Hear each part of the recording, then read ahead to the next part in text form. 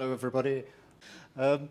We make a lot of doors for schools. Music rooms is particularly popular at the moment. We make hundreds and hundreds of them. And here are some of the other doors we've made. This was a very prestigious one. That particular one was because they had some very scientific, delicate experiments, and they wanted very high acoustic doors to guard against, so the readings could be accurate. New buildings are fairly straightforward. They're designed from scratch. You make the walls, the ceilings. They generally work. The hardest ones are when you do refurbishments or conversions. Turning Victorian buildings into flats, 2 or 3 flats per floor, is exceedingly difficult. And invariably they go wrong. Often it's the case of the floors are connected. The same floorboard in this room will be the same floorboard in that room. You've got a direct contact. And if I may, I'll show you where, on other times, sound very rarely goes through the middle of the door. It'll go through the sides, the top, often in between the door frame and the wall, because very rarely, I'm afraid, are they done correctly.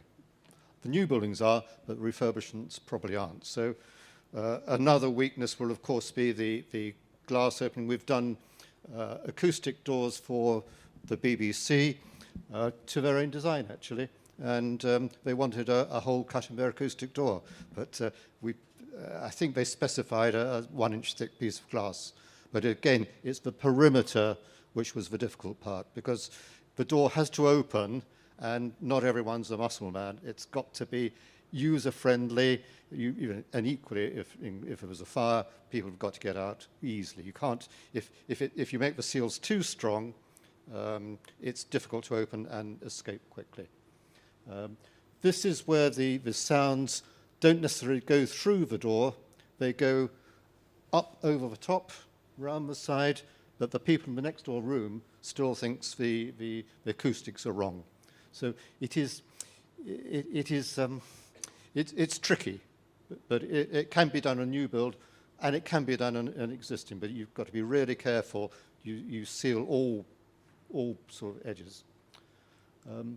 So that is just a very short guide to what doors do. What we try and do for the, we're trying to stop reverberation as well, of course.